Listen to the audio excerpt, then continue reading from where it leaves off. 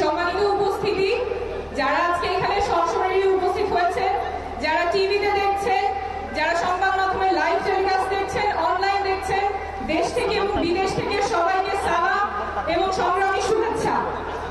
আমরা আজকে সবাই